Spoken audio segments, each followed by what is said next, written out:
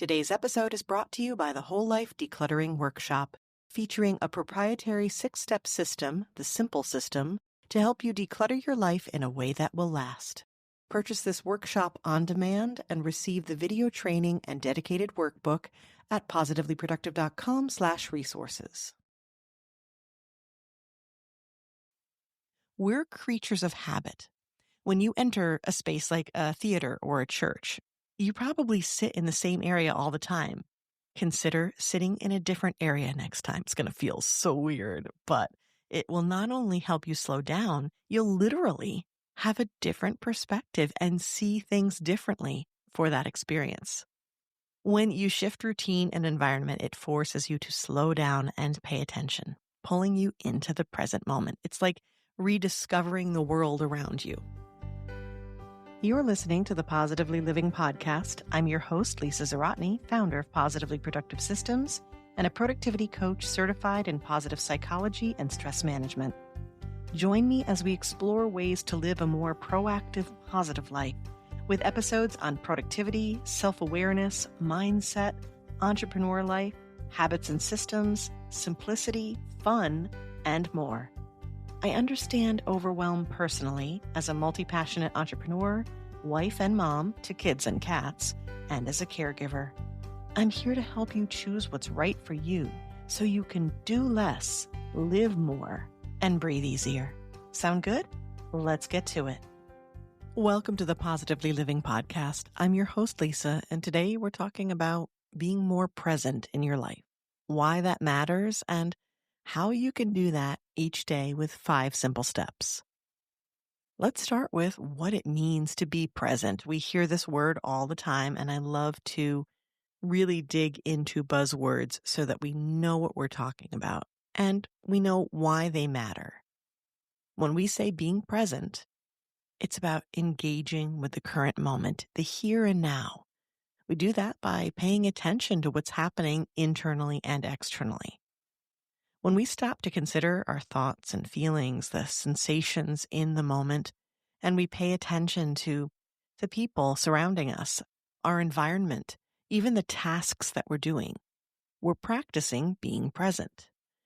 It's about moving from autopilot into awareness, and it's also about doing so without judgment or distraction. It's about focusing on the current moment rather than dwelling on the past or worrying about the future.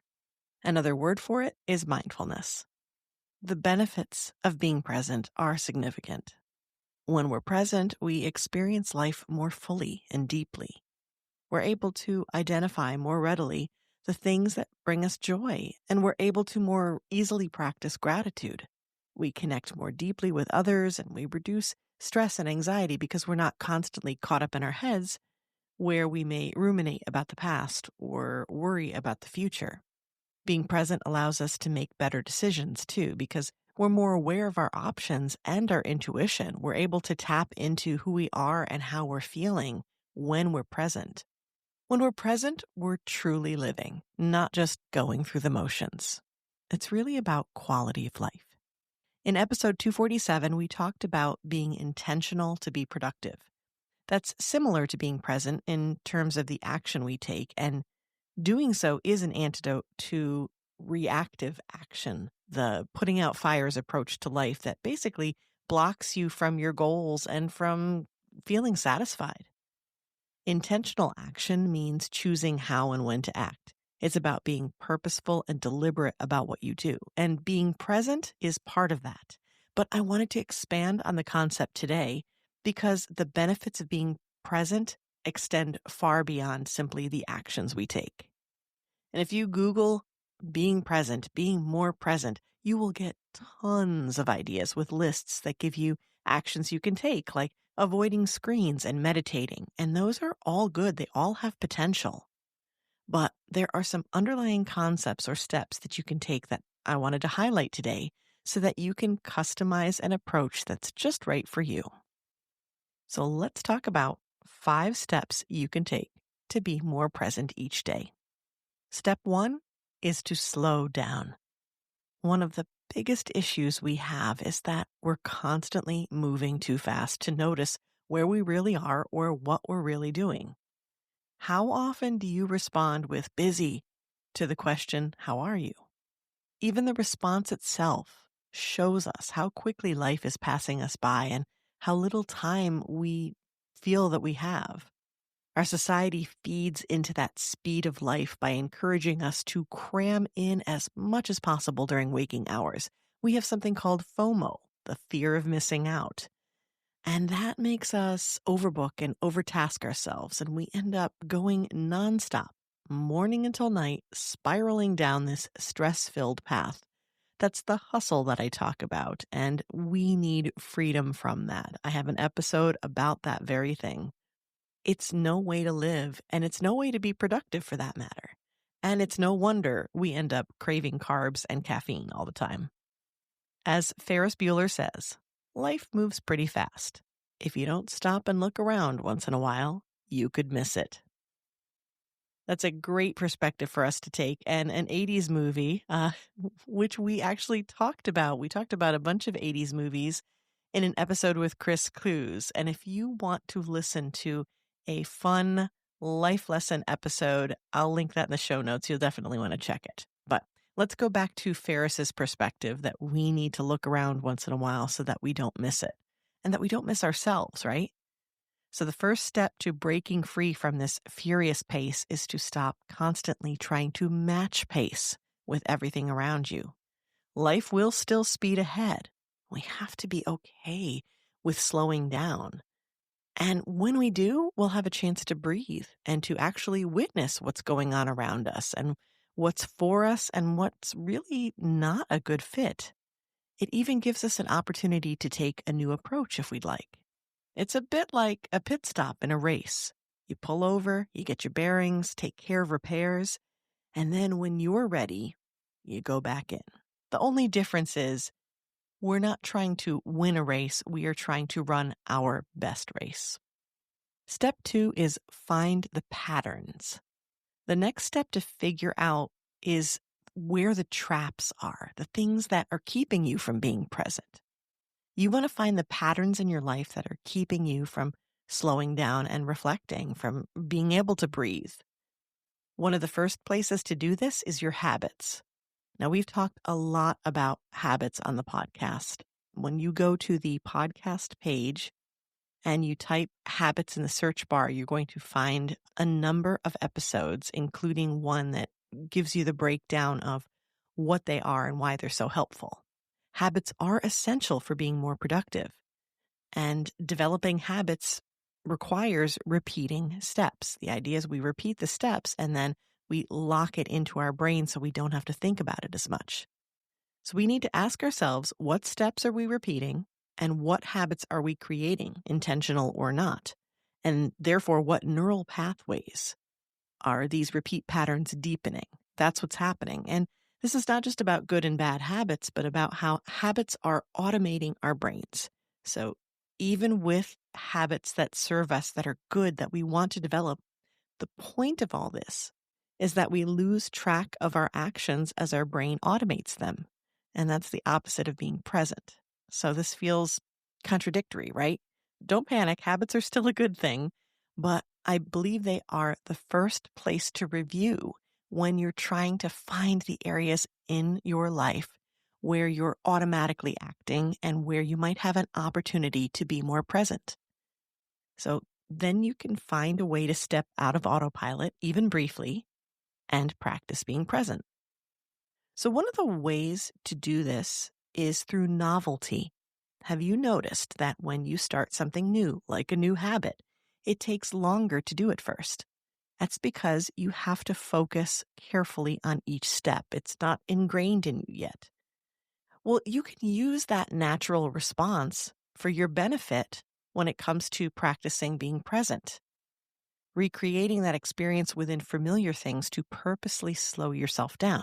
For example, when you need to drive somewhere you go often, a commute to an office or going to run a repeat errand, choose a different direction, a different path on purpose. The change of pace will slow you down and encourage you to see your environment, which is practicing being present. And you know those commutes where you're suddenly at your destination and you can't recall how you got there? Yeah, that's the brain checking out. That happens a lot. So you can help it check back in by taking a different route, even for a bit.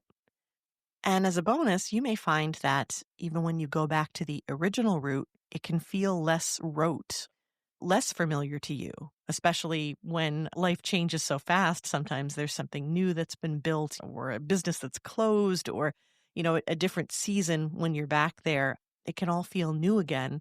And even in those moments, you can start to practice being present again. Some other ways to purposely slow yourself down could be trying a new recipe for the same kind of meal that you would eat, something where you're changing things up and it's not the norm. So you're less likely to check out as you are cooking. Or maybe trying a new restaurant. So the menu is not as familiar. You have to search a little bit more and you can pay more attention to the decor and the view. Or changing up your environment in any way. Rearranging furniture is a favorite thing of mine to do, and I know it probably drives my family nuts. No, I'm pretty confident it definitely drives them nuts. But honestly, it helps me reset a space. I clean more deeply, and then I experience the space differently, even though it's a space I've been in tons of times. We're creatures of habit. When you enter a space like a theater or a church, you probably sit in the same area all the time. In school, I did this all the time. We would go to the same spot and keep repeating that. Well, consider sitting in a different area next time. It's going to feel so weird, but it will not only help you slow down, you'll literally have a different perspective and see things differently for that experience. When you shift routine and environment, it forces you to slow down and pay attention, pulling you into the present moment. It's like rediscovering the world around you. I originally had this idea from my experience as a proofreader. For years, I would check for errors. But the challenge that I faced, that everyone faces, is that our brains will fill in information when we read to ensure that it's correct and makes sense. So even when there are errors there, you will oftentimes compensate for those errors. So that's great when it comes to comprehension and instruction and being able to move forward with information. But when you're trying to find the errors as a proofreader, that can cause problems. So one of the classic ways to counteract that is to read each line of text backwards because it slows you down. And when it slows you down, you are better able to see the incorrect patterns, spelling of words or, oddities in grammar. And so that same concept, I thought, well, slowing down is so important for our focus and to kind of shift our perspective and to make it different for us. Why not do that in other aspects of our lives? Step 3 is to pause and pay attention. Where can you find places in your day to stop or at least pause? Are there natural spots built in or natural breaks where you could build one in? Practice paying closer attention to what you do at any moment, especially the things you do on the go or quickly without thinking. Take advantage of these to pause and pay attention. You could be having a cup of coffee, or you could be sitting at a red light. Maybe it's when you need to stop work to go get the kids from school, or you're getting ready for a regular doctor's visit. Anytime you have a place in your schedule where you transition from one thing to the next, you have an opportunity to pause, slow down even for a moment, and notice what's going on around you and within you. Transition time between tasks is an excellent opportunity to pause and pay attention. A deep breath is a good start and can work. You can also try something a little bit more, but still very quick. Something simple like my 2-minute transition meditation, which you can request for free at positivelyproductive.com/transition. It's a super fast and effective way to help you focus better on your next task, in part because it helps you be more present. Step 4, ask yourself questions. I don't mean talk to yourself, although I do that all the time, and my answers are always interesting. But we've talked so much on the podcast about being curious and how one of the most wonderful things about curiosity is that it doesn't leave room for judgment. And again, what we're trying to do in being present is not be judgmental and not look to the past or the future, but be in the moment. And being curious will help you do that. So now is the time to be curious.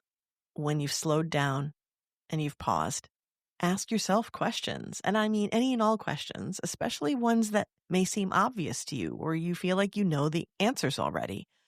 These could include questions like, what am I doing right now? Why do I do this? Why do I do this way?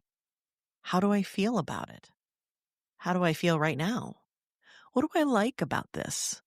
What bothers me about this? You get the idea. Like all kinds of variations on this theme of what's going on and what am I doing and do I even like what I'm doing and how do I feel and, how do others feel about it?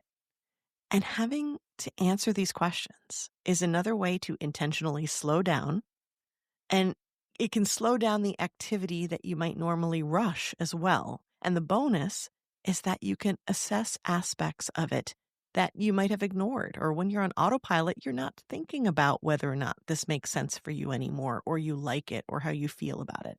And yes, I understand that in life, there's some adulting things where you're like, yeah, it doesn't matter how I answer this, I still have to do it. That's fine. But the point is that the more that you can ask these questions of yourself in all aspects of your life, the more opportunities you have to catch things that you may be able to change. You can do this with any task or habit, from making coffee to exercising. And there are so many small opportunities to make shifts. And remember that the smallest little steps and the smallest little shifts can really make a big difference in your life. Step 5 is to use the buddy system. And you'd go swimming or you'd be on a field trip and they'd be like, use the buddy system.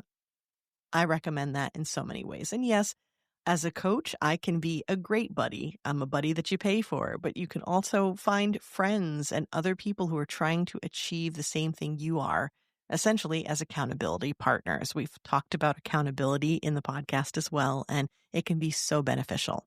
So being present with another person has multiple benefits. First, when you engage with another person, you are inherently being present. You're listening, observing, and responding, which equals being present. So great. Just by being with another person, you're already practicing this. The second part of it is that it's an accountability partner aspect, and that is very likely to be helpful for you. According to Gretchen Rubin and her 4 tendencies, over 70% of the population are obligers, and obligers are the ones who very much need outward accountability, especially when they want to show up for themselves. They need to have a reason to show up for others. So if you are one, and my favorite people are obligers because they are the ones who work with me the most, and we have the most fun together finding new ways to do what they need and want in a way that still helps them feel like they're showing up for others. Having a buddy for practicing being present is a great way to do that. So the buddy system has benefits not only because you're interacting with the other person, but you can also have benefits from how you choose to interact with them as well.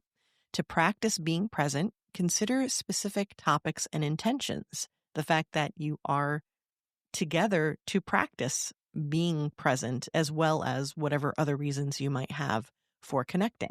For example, you could try teaching them something or talking about something you do regularly. And it sounds obvious to you, but in doing so, you are making yourself pause and reflect on what you're doing. So it's an outward way to do the other step we just talked about in terms of pausing and reflecting. And then you'll also receive an outside perspective. Having an objective party can often be helpful when you are trying to assess something. This approach has the potential to be a multi-level mindfulness practice. Being present with a person and practicing being present through awareness and expression of what you're doing. There's even the meta level of your intention to practice being present and how You can share with each other what you're learning about this practice and how this partnership can encourage you both. I don't even know how many dashes and how many wins we need to put together, but it's like a win, win, win, win, win at the very least. But wait, there's more.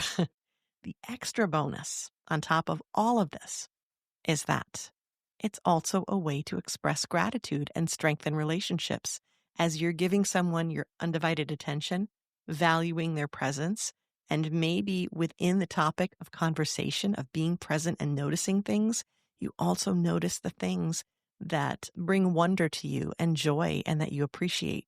And that's practicing gratitude. Okay, now it's time for the finale. Drum roll, please. What if I had an example for you of how to combine all 5 steps in one simple and fast approach? I am up for this challenge, and it's also what I seek to do because I'm working with very little time as well, and I am walking this talk along with you. So, for some time, I've noticed that I was making coffee in the morning and then placing it in a travel mug and rushing out the door. It's understandable.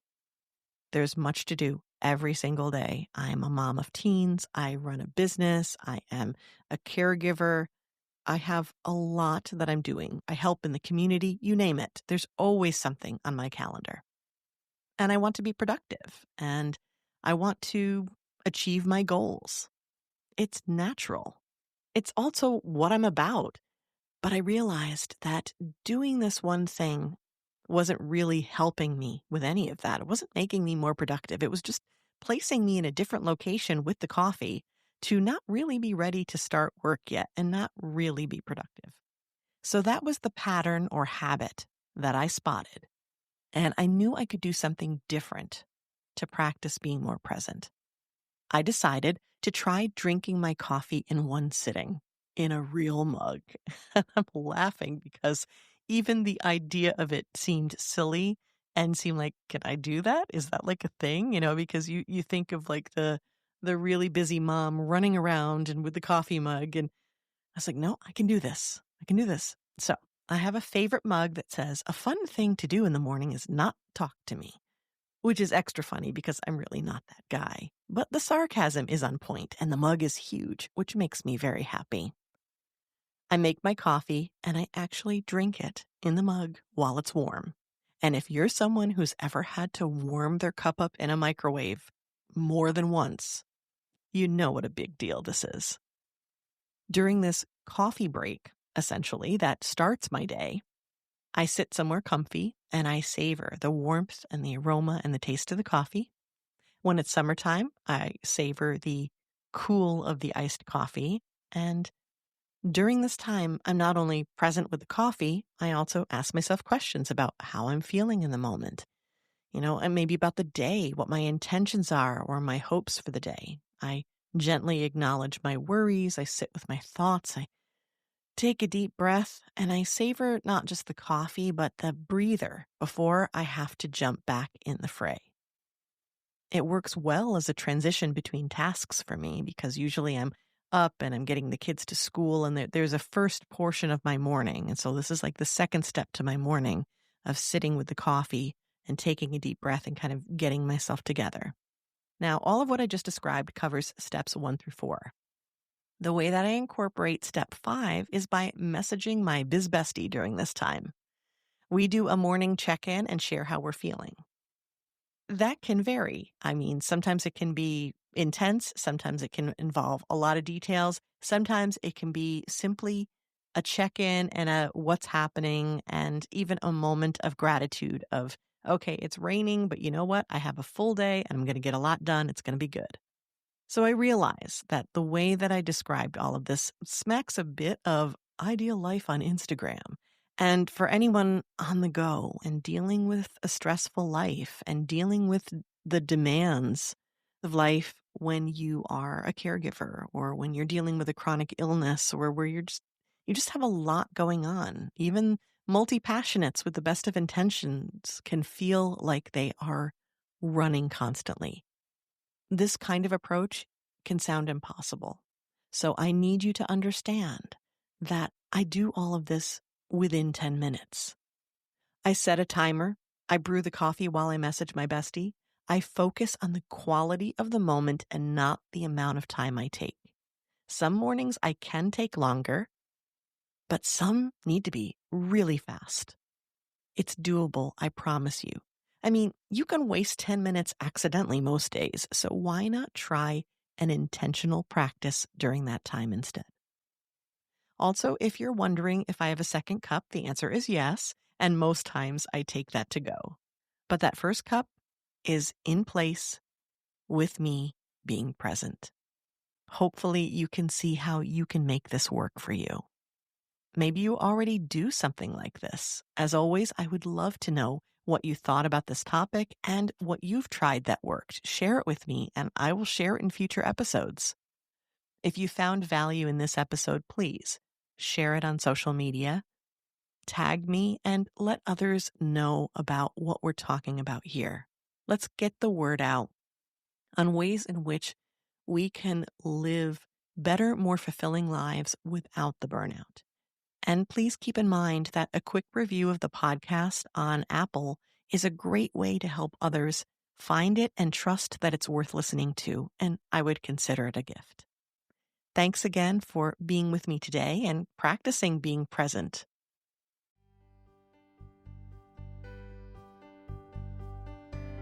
Thank you for joining me today. Your time is precious, and I'm honored you chose to spend it with me.